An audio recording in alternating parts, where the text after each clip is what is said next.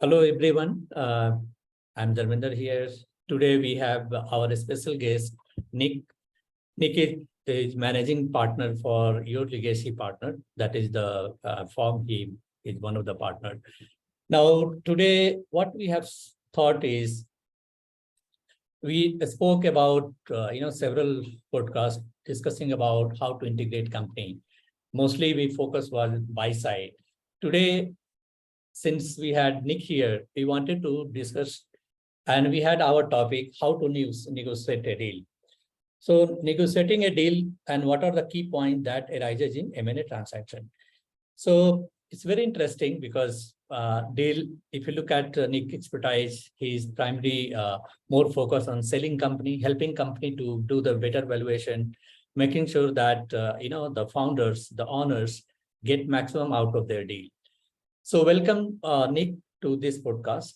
And, if you can give some background about your company, about yourself for our audience, so it will be better. Sure, glad to be here. Thanks for having me. So after 20 years in the industry, I started mostly as a financial advisor, helping on that side. But our niche early on was working with small business owners to help them prepare the business and then sell. So my background is in some of the financial planning and financial strategies. But we learned early on that although there are a lot of financial advisors that don't necessarily focus on businesses, the value that we were able to deliver to business owners comprehensively around their largest asset usually, which is their business, how to enhance value, but also how to enhance that value, but keep more of that value when it's time to sell, we found is really, really important. So that's been my pursuit for the past 10 years, mostly focused on that side, but we really bring a comprehensive picture besides just the business that we can get into, jumping into the personal side and some of the financial strategies. Yeah, so very interesting. And I was reading some of your deals, what you have done. And primarily, especially, it become very important for medium and small side businesses, because most of the time, what I have seen that many of the business owner, and if you look at especially medium and small size business, they miss out 30 to 50% of their business value at the sale. So now my question is, how they can prevent this from happening, because this is what your expertise and your experience, mostly helping enterprises. Yeah, it's something we've been talking about a lot and we're really passionate about. And to kind of put into some context, most of the businesses we work with, I'd say, are between pretty much $1 and $10 million of EBITDA, which is an adjusted form of net income or bottom line. And what we find is because of lack of preparation, is the main thing. And we're seeing them miss out on 30 to 50% of their business value. And I think it comes down to, it's not like selling a house or a car, which most people are accustomed to selling, where you just use it or live in it until you're ready to sell and you decide to go to market. And then you sell it, get 100% of the proceeds and walk away. Selling your business is very, very different. It's preparing the business is a very large and timely task. And on our website, we actually have a tool, yourlegacypartners.com/scorecard, gives a nice breakdown of a number of areas within your business that you can be assessing even early on. So oftentimes we get, where do we start? That's a nice tool right out of the gate to say, okay, have I done X, Y, and Z, and these number of things would be a good start. But the reason they're missing out on 30 to 50% of the proceeds when they sell is, besides just preparing the business part, which is one of the 3 legs, it's also about planning, number one, the financial strategies, often which can help reduce taxes both before, during, and after the sale. And then also on the personal planning. So some of the emotional and your use of time and really finding purpose after the sale. So we call these things in our business aligning the 3 legs of the stool. We're talking about the business side, the financial side and the financial strategies, and then the personal side. So when you align those things and think about them and do the planning early on, which we can dive into some details, that's where we see owners come and actually say, okay, what are the things that can go wrong in a deal? What are the points of negotiation? Well, a lot of it stems from, did we look at the business? Did we do some planning? Did we put some things in place Right. to address the risks and the gap in value. Mhm. Yeah, and you, I think Nick, you spoke about, if a business owner is going to sell, lots of emotional intelligence, right? And I'm sure that, whenever some business owner reach out to you for selling their business, I think you go to all these points and explain and you work with them till the sale is done, right? So, another question just related to this is, can you share some of the points we advise to different business? I think you have already spoken, but, my question is more about if you go to lower mid market and business versus larger business, right? Somebody have, you know, you can say like, medium to large enterprise versus a small enterprise. If they are selling it, how you think that they are different?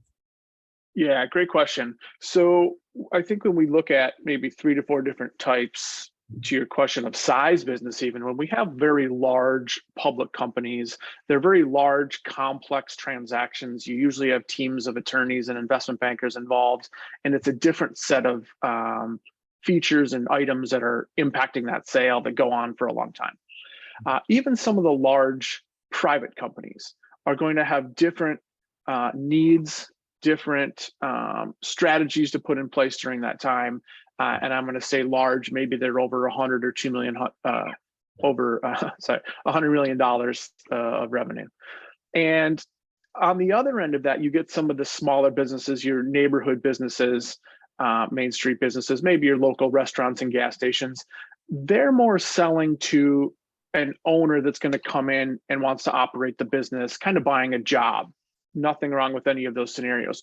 Where we tend to focus on this, what we call lower middle market, some of these mid-sized businesses, 5 to 100 million of revenue, is this has been their largest asset for their entire life, usually. And the business now has the ability to impact not only them and their immediate family, but their family for generations. It's going to impact their employees and clients for generations. And that's where you need to involve some of that longer term preparation. And so when you ask what are some of the key points, it really starts, which is where we start every engagement with, think about not only when, but how you want to exit as an owner. And what's most important to you in that exit? Is it getting a certain dollar amount? Is it staff being retained? Is it your customers getting the same level of service? Is it your company name staying? Your ability to continue working? Those things are ultimately what drive how you will structure the business and how you'll structure the deal, so that you don't have a lot of mishaps that come up during the negotiation process. And I think some sellers don't realize that there are a number of options as far as when and how you want to exit. For example, do you want to sell 100% right now and exit completely? Do you want to sell 100% but work for a few years? If so, in what role? Maybe you want to sell a portion and you want to cash out twice. So figuring out what's important to you, when and how you want to exit, I think is essential to determining how you're going to structure the rest of the business. And then you align your strategy and your exit plan to that. And I'll give you a quick example. We just worked with, we don't do much buy side work, but we did do a little bit. We had a client that was going to buy a company. The seller was a large, very successful company out of the Midwest. And it was 2 owners, and they wanted to sell and exit pretty much right away. After a short transition period. The problem with that is they did not go through the planning, thinking about how they wanted to exit, and then aligning what's going on in their business to support that. So the 2 owners were heavily involved in sales, heavily involved in operations, heavily involved in the key relationships, the key customer relationships. So although they had a number in mind, and we were, our buyers, were more than happy to even pay above that price, there was risks that if the owners left right away, which is what they wanted to do, massive impact potentially to revenue and profits. And so that was a huge point when determining, hey, what is our offer going to be? We would have offered more, but we had to address those risks because that preparation wasn't aligned, their business strategy with their exit plan. And so it ended up that we had to eventually walk away. Some other buyer made a higher, offer, and then realized once they got down the process that, wait, there's risks present. They had to back out. And now the sellers are actually back talking to us saying, okay, you were right about this. How do we fix this gap? We're willing to work a little bit longer. All of that could have been prevented by spending a little bit of time up front, figuring out how they wanted to exit, and then taking steps to do that throughout the process. Right. So I think we already spoke about how to exit. So, I have seen you go to any VC, right, or anyone who is pitching their company for investment. The first question they ask, what is your exit strategy, right? This is one of the question which is, asked. How you think that owners could prepare their exit strategy from the beginning, right? Yeah, I think it's important that, number one, start working with somebody right at the outset that can look at your entire picture. Not just your tax advisor, not just your financial advisor, not just a business valuation person, but somebody that understands the whole part. I'm a CEPA, Certified Exit Planning Advisor. There's other similar type designations, but it allows us to come in and look at the entire picture. We talk about 3 phases of what we do. The normal investment bank, business broker, M&A advisor is really phase 2. It's like a real estate agent. We come in, we say, great, we'll list your business, we'll create the marketing materials, and we'll help you find sellers, negotiate the deal. We have a really good process for phase 2. But that really important part that's helping you both avoid issues during the negotiation of the sale and helping you not miss out on 30 to 50% of the value of your business is in that preparation. So somebody that at least understands all of the aspects that are that go into that is really important. So not just a transaction person. And it's worth the couple dollars you're going to pay them because it adds such a large amount of value, both in price, but also in what you keep and how you enjoy that money after the sale. But that person or that group also needs, they're not an expert at everything. Make sure they have a good network of experts, tax strategists, estate attorneys, transaction advisor, financial advisor, family dynamics expert. So that's really a great starting point. And I think you can start implementing that now. And once you have somebody you trust, start with a business valuation. Yeah. If you can get a thorough business evaluation and start to understand where buyers will see value, and maybe more importantly, where your business might be missing out on some value, because those are risks to them. And as we're talking about issues that come up when negotiating a deal, those are the parts that are gonna, just like our example, have a major impact in getting most of your money up front or having to wait for it and taking a price. And so, 2 quick examples about that point in that preparation. So we had the first one, we were working with a professional services firm on the East Coast. It was actually a physician's practice, and great reputation, great patients from around the world, steadily growing, good profits. But she came to us early enough that we had time to prepare. And so after we did a thorough business assessment, we realized that going to market right then might mean a much lower value and only a smaller portion of the proceeds up front. In addition, she'd probably have to stay and operate. But again, because the business was a little bit dependent on her, she had a role in some of the operations, the processes weren't well defined, and so on. So instead, we took a few months after the valuation, we put a prioritized action plan together, and we said, okay, great. We need to identify another great doctor who can see the majority of her patients, take a leadership role into the future, put that in place. We further defined some of the processes, promoted a couple of the staff and some of the nurses that were really good to play a larger role, just needed a little training. And we got a good operations manager in place that could oversee what was going on. And in addition to some other things, that made the business now very highly desirable. And it was going to mean that she got not only a higher price, but a lot more of the proceeds guaranteed and paid up front. Okay. And so that was kind of an example of the business side. And then we had another one that was a construction services company up in the Midwest, and family owned for 50 years. Son who was 45 was running it with his wife, but they were ready to go do other things. They didn't want to run that for the rest of their lives. So before the sale happened, we were able to discuss some of the financial strategies based on what was important to them. And then putting those strategies in place helped reduce their overall tax bill, not only at sale, but after. And so they decided that they ultimately wanted to work a couple more years. So they sold 70%. They kept some because they had some charitable inclinations. We were able to put in a form of like a charitable trust so that they got a tax deduction when they donated shares. The wife, could continue to take income from that. And then later the remainder got donated to charity. So we did some things up front, again, now on the financial strategy side, that both accomplished what really had meaning for them, but also was able to have a pretty big impact on their tax deduction, which obviously kept more money in their pocket. Right. Yeah. Good. I think these are some of the best I heard, the way you can do it. Now, I have another question, which is, just next to, I think we spoke lots of about how to do a proper exit plan and a strategy. Now, my next question is, what steps must organization take prior to going to market to ensure getting better structure and higher amount of proceeds? Can a proper exit strategy could help in minimizing this risk? Like, there could be multiple questions around that, like how to get started and resource to leverage. Maybe, important question to ask, what are the area to address? What strategy will help, like without tax reduction and that, but may not be in the place where, before you sell the business?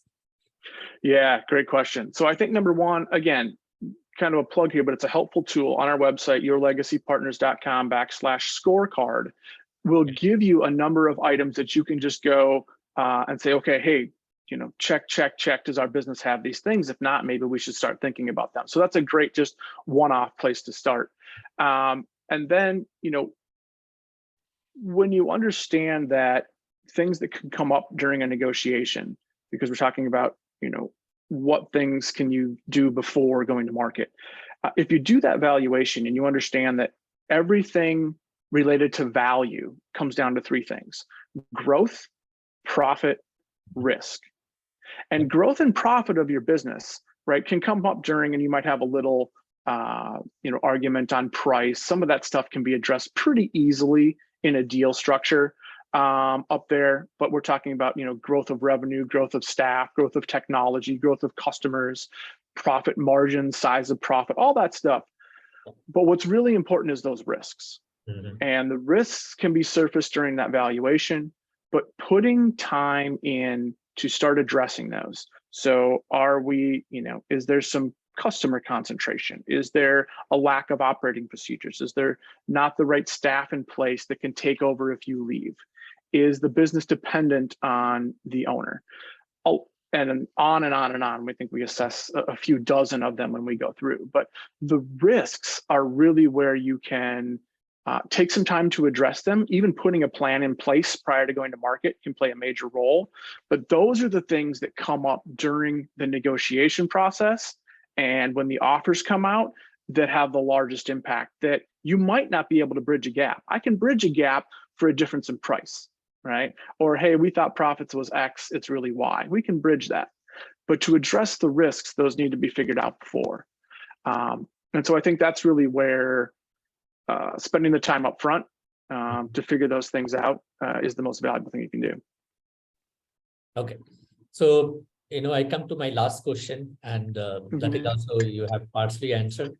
So what are the common and biggest risks that arise during negotiation? Because, you might be negotiating several deals. So if you can give some of, key points, which are very common and biggest risks that you find during negotiation. And also, also there is another question which is just related to it. So I would like to tell that. Are there any way to solve them before they kill a deal? Yeah. Solving them would be identifying them and creating a plan to address them. But we can go into detail there. But there's things that come up where you will have to address in some sort of structure. And so there might be, hey, there's a number that got adjusted. We weren't hitting the profit. We think growth is going to be X. Maybe we launch a new product. Maybe we hit a new market, whatever that is, where there's a difference in valuation. Yeah.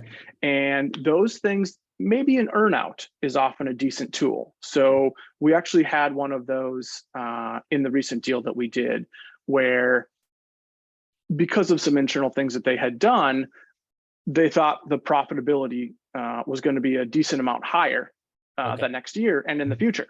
And in this current year, it was showing a little bit lower. So the way to address that was to say, great, we'll pay you up front based on that slightly lower value. But as long as you hit that higher value, we'll be willing to pay you an additional amount after year one, let's say, based on that additional amount. So sometimes the risks, especially stuff that owners get caught up on, is, hey, are we able to hit this number? I think, and we see this a lot because sellers are very passionate about the number that they want to achieve oftentimes and what their business is worth.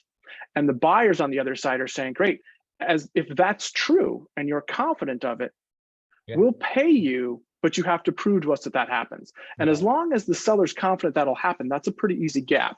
So we do see a lot of valuation type things. And that's both on what is the amount of profit, what is the amount of growth that really impacts that. But when you come up to, you know, risks that arise, I mean, the biggest things that we see is, hey, if either the seller leaves or a customer leaves, there is a massive impact to revenue and EBITDA.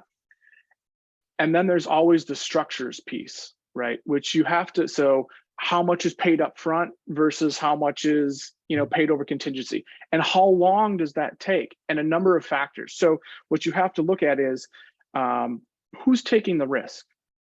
So if we're paying 100% of the proceeds up front, the buyer's taking all the risk, and therefore the price might have to be lower.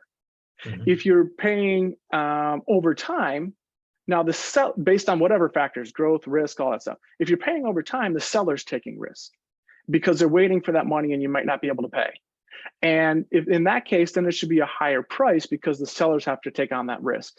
So as you see these risks come up during a negotiation, it's thinking about, okay, who's actually handling and taking on that risk, and that's going to have some impact to price and structure. Yeah, so I think there are so many points. When I summarize, there are many points you spoke about negotiating, how to minimize the risk, how to make sure that when you are negotiating, you put all terms, earnouts, period, all are part of negotiation. Just for our audience, if you can give top 3, negotiations a skill we should have as a deal maker or as a deal owner, like you are going to sell your company, so you must know how to negotiate. So of course you negotiate on behalf of your customers, but what are the top 3 skills you think that, or maybe the topic itself, not individual skill, but what are the things we negotiate? So I think coming in prepared, right? If you've gone through the preparation to understand where the values are in your business, where the gaps are, and you know what impact that's going to have on potential profits and therefore value in the future, which if you're working with somebody good, they can help you understand that.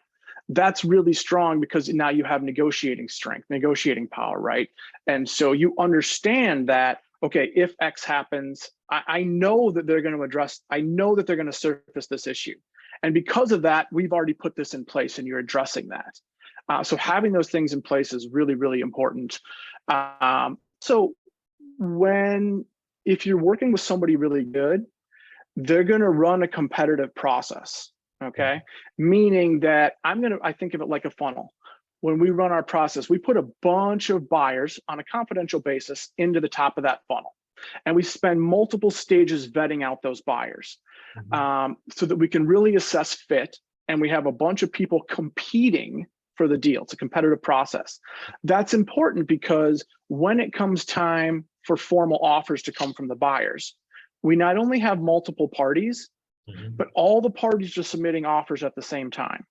And now we can say, great, hey, I really like you and it feels like a great fit, but you're below where 3 other offers are. Can you come, right? The negotiating power that you have from running a competitive process and have everybody at the same spot can result in massive improvements to deal structure, to price, and you have options to find the best fit. So I think even just those 2 about being prepared and knowing where your business is going to maybe be, let's say, attacked, based on value and risks, Yeah. and then running the process efficiently can have a massive impact on that. And then just the third thing that I would say is, if you are aligning all of the, not only business, but financial aspects and financial strategies, and thinking about the personal, what you're going to do after, finding purpose and that kind of stuff after, that's going to help that whole process of going to sell your business, because it's an emotional roller coaster. So you'll have understood and done your best to improve value, get the most out of it, but also keep those dollars. And maybe most importantly, be happy with those results and what you're doing after. Right. So I think it's a great point. And I think we have several inputs, Nick, today during our discussion. So I'd like to thank you for your time. We'll come back with another round of discussion, similar kind of topic, and get more experience from you, learning more about how to negotiate deals without losing the deal value. We could jump a little bit more into the weeds and hit on some specific details. Sure. And also people can reach out to Nick directly on their website, connect them, try to see, how Nick can help, negotiating, preparing you better negotiation skills. Thank you. Absolutely. Thank you very much. Thank you.